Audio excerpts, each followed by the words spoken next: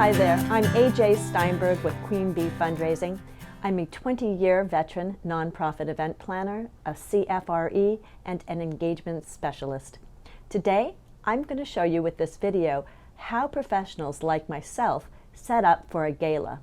There's a lot of information out there about how to do silent auctions and work with volunteers, but there's nothing that really shows you step by step all the details that go into setting up for any special event. I'm excited to share this with you. Let's go.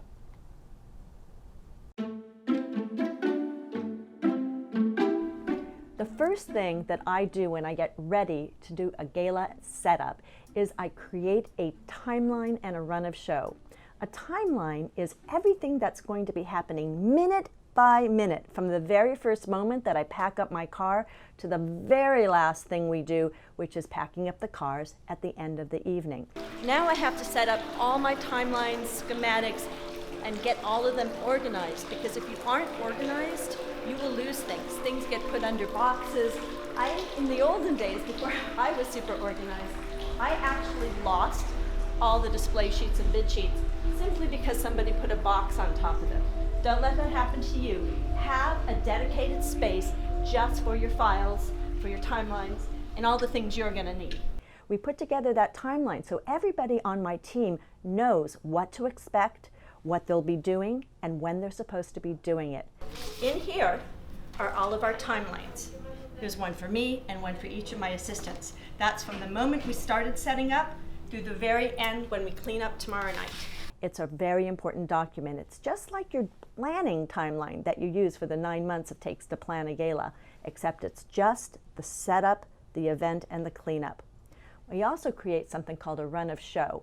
That's the stage program portion of the timeline, and that's going to tell our audiovisual crew when they're supposed to play videos and music. It's going to tell the catering staff when they're supposed to drop the salads and pick up the plates. It tells everybody what's happening during the event.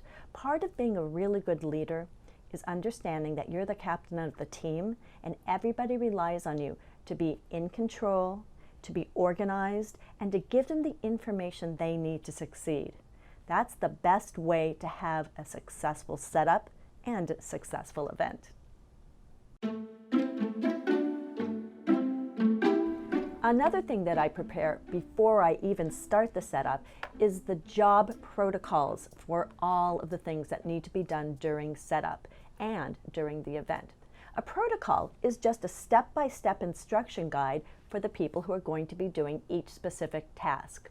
I have setup protocols for the people who will be setting up the silent auction. These are just our silent auction protocols, and I put these at the silent auction so that people, when they're actually bidding, can see what time it closes, and it tells them exactly how we're going to be closing out the auction. For the gift bags, it'll tell them exactly what goes in the gift bags and how to fluff them up. For the registration, how to set up registration. Protocols help people understand what's expected of them, and knowing those expectations helps them to succeed.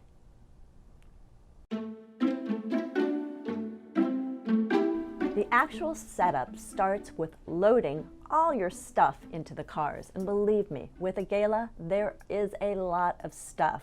Not only do you have silent auction items, but you have all your tribute books, you have your setup gear, you have your registration items. But I don't work out the week before I do this because I need to have energy to do all this.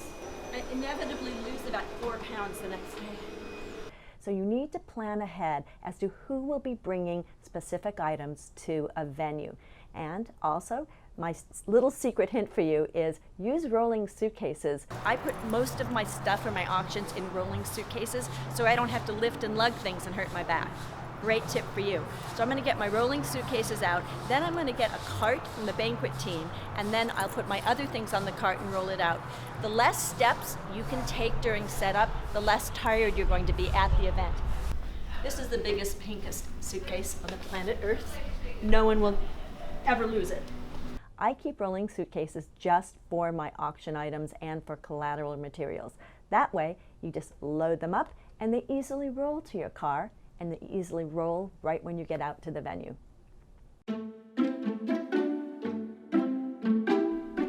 Once I've unloaded my car and my colleague's car, I do a walkthrough of the venue. This overview helps me to see what's been set up that needed to be set up and what still remains to be done. All right, now it's time. We're going to do a walkthrough with my assistant Vita and my assistant Veronica, because they need to understand exactly how we're setting up the event. They've both worked at this venue in this exact setup before, but it's important for all of us to be on the same page and understand, and I can answer questions. All right, let's go upstairs. If you have a rental company you're working with, you may want to do it with your rental representative. If you're working at a hotel or a country club or a special event venue, you can do it with the banquet captain. This is helpful to assess what your next steps are going to be.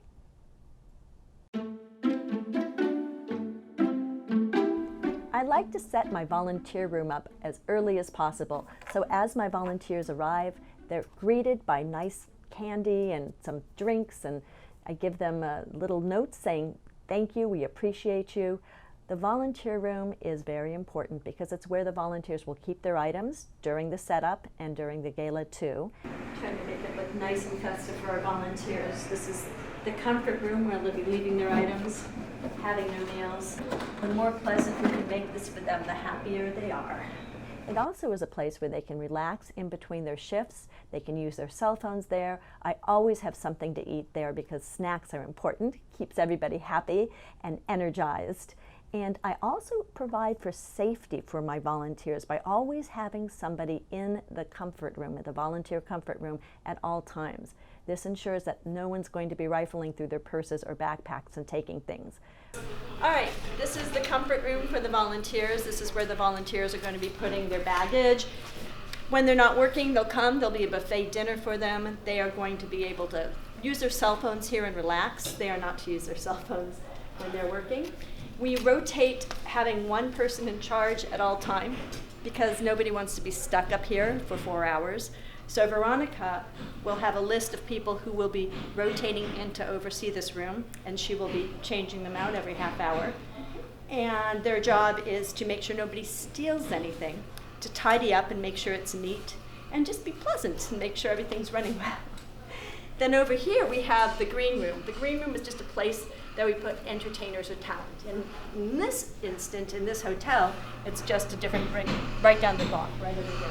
Volunteers are super important to those of us who put on galas and special events because we can't do it without them. So we treat them like the VIPs they are. I set up something called a command center right where the volunteers and the staff will enter the venue. This is a place where everybody can go to get their job assignments, to get something to eat, a snack, to get the job protocols. Anything that they need as a part of their duties can be found at the command center. This is great for you as the person in charge of event setup because that keeps people from running after you and asking questions that can easily be found on a timeline or a job protocol. When volunteers arrive for their shifts, they go to the command center where they check in. We give them a name tag because it's important to be able to call the volunteers by their name instead of, "Hey, you." And a Sharpie, so you guys can take a volunteer tag, put your names on it, and then I'll just go ahead and give you a brief overview of what to expect tonight. And it also, when you wear a name tag, lets the volunteers know who they're talking to. Once they check in, we make sure we greet them appropriately. We thank them for being there, and we give them a job protocol so they know exactly what's expected of them so they can succeed with all the volunteer tasks. So I want to thank Farmers Insurance for sending 3 amazing volunteers to help us. We give them a big round of applause. And for those of you who have heard me speak about volunteerism and corporate volunteerism, this is proof that if you reach out to businesses in your community and let them know you have volunteer opportunities, they'll send some wonderful people to help you. Did you have fun? Oh, yes. And they Thank you. and they like it too. So thanks to Farmers, and we'll be using you again through your Benevity website. Thanks so much. Thank you, Isaac. And remember, you know a thing or two because you've seen a thing or two. Yes! You're farmers. Oh, there you go. Santa knows the Farmers Thank you. jingle. Bump it up, bump, bump, bump. There you Bump it go. up, bump, bump, bump, bump. Have a good one. Thank you, Santa. Thank you, Santa. Thank you. Okay. Oftentimes, to save money, we'll have our committee members design and assemble centerpieces for the tables for galas. This is a great opportunity to have volunteers do something fun that's kind of community building for them. This was a great group of women. I've worked with them for several years, and they took great pride that they had designed these centerpieces, they had ordered the roses online, and they had actually got everything together and put together the lovely centerpieces which grace the tables for this gala.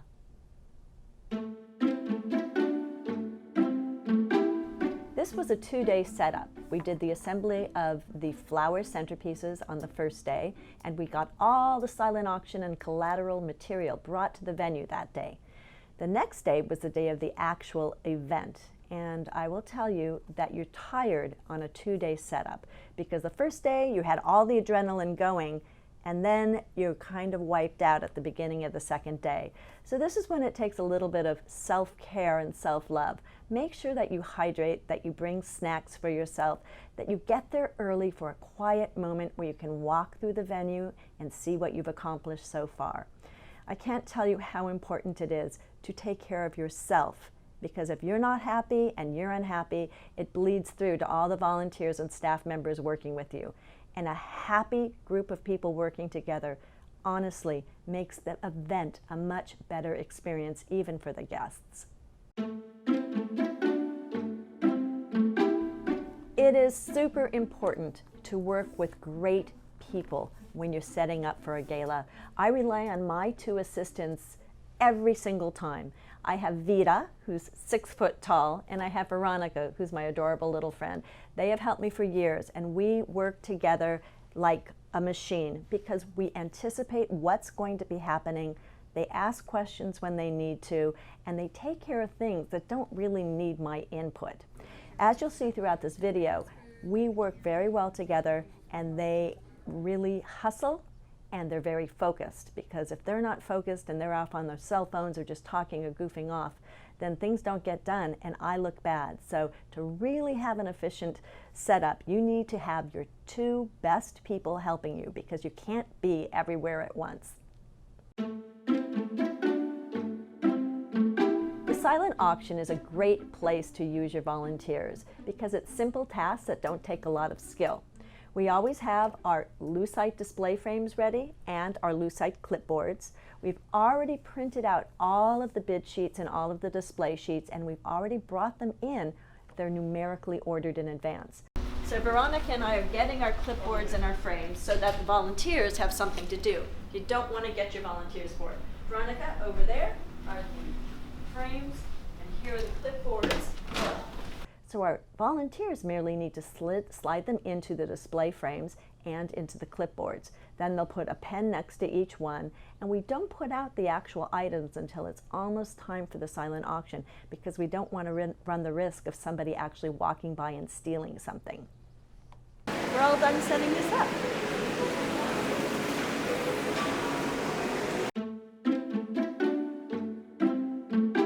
Now we're ready to put the centerpieces on the dining tables, and then we're also going to be putting, for this event, little boxes that have handmade truffles in them, and also the tribute books, which will go on every seat.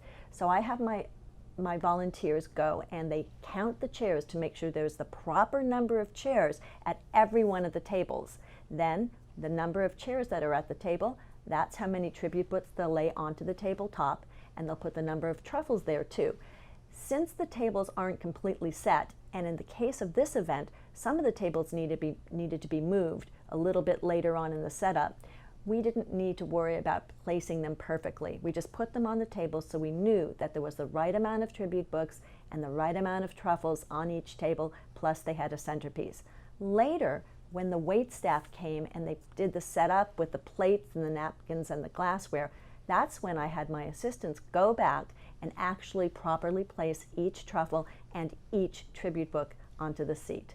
That's an efficient way to do the setup for the tables. One of the most important aspects of any event is the audio-visual team. Those are the AV guys that sit at the back and make sure that the lighting is right, the microphones are right, they do the projection, they play the projection of the run of show, video loop, all of that. I work very closely with them during setup to make sure that the room lighting, which they're in charge of as well, is beautiful. So what kind of lights are you hanging up there? What kind of Are lights? these par 40 or? Well, these are Licos and these are Pars.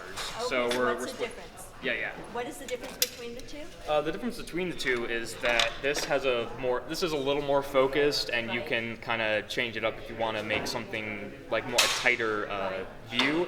And this one is a more spread out view of just like, hey, we just need to light some stuff. Let's focus it as best we can, and we'll get the whole area in there. Very good. And all the electric is up in the ceiling, correct? It's not in the ceiling. We're actually bringing some extra power in to run. I'm not sure if we're going to be running to the back of the room or the front of the room, but we're going to be running it in either direction. Gotcha. All right. Well, have fun up Right. there on the ladder. Thank you. I go through all the color options with them and I choose what works best. You want to walk in and have the wow factor, because lighting is everything. So you really have to choose your lighting carefully. This is a really hard thing to do. It's because you never know how it's going to turn out when you turn the lights off, the pin spots are on. You're just kind of guesstimating at the beginning. That's nice. Do you like that? Mm-hmm. Where's that? Turn on the house lights. The house right, Lico? House right Lico. Copy that. Right there. That's it. That's it. Turn See the that? wall. That's really Beautiful. nice. That's That's the one you Yeah. chose. Then I also make sure that the screens are working properly, and I actually have them go through the entire run of show PowerPoint, and that's the video that plays during the stage program. We go frame by frame through that to make sure that they have all the cues down pat and that all the videos that are going to be inserted are in the right place. Defining, then we should have live auction, then you should have 2, 3, 4, 5. Back to defining, oh no, 5, sorry, 6. Back to defining.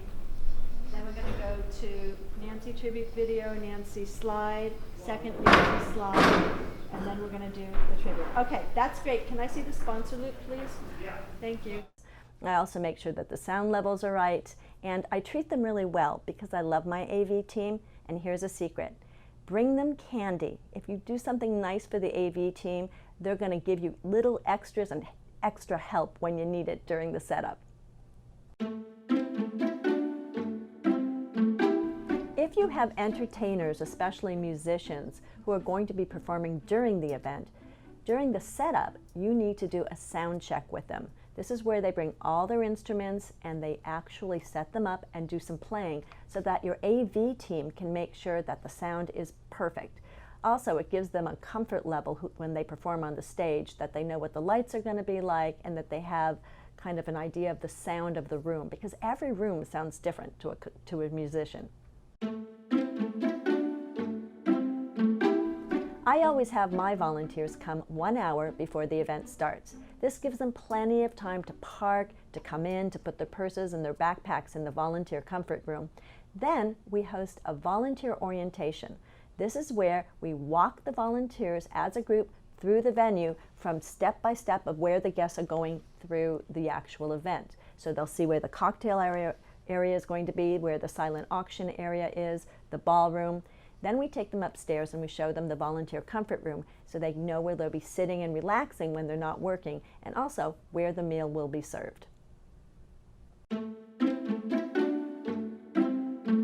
Just like we set up a room for the volunteers, which we call the volunteer comfort room, for the entertainers and talent and speakers, we set up something called a green room.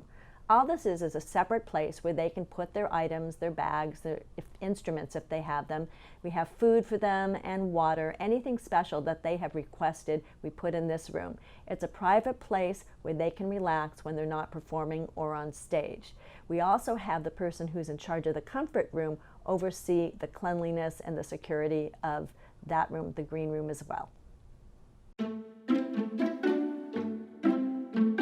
As an event planner, I don't always have time to get dressed leisurely, put on nice makeup, and just take my time.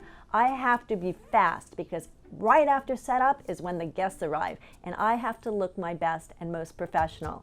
So I've learned to bring all of my items that I'm going to change into and put them in one little carrying case, and I have it prepared. So when it's time for me to zoom into the bathroom and make a change, sort of like Superman, I'm ready. I always have my makeup in one little container, and I have a brush, and then I have my clothing. I can actually change in about 3 minutes, and that includes putting on lipstick. So be prepared, because you're not going to have time to leisurely change into your professional outfit for when the guests arrive. All right, it's crunch time. I've got to get dressed into my work outfit. I am the quickest changer in the West. Watch, under 3 minutes I bet.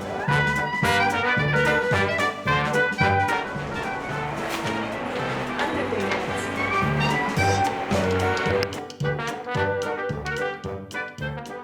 And now it's showtime. This is what all your hard work has come for. It's when the guests arrive.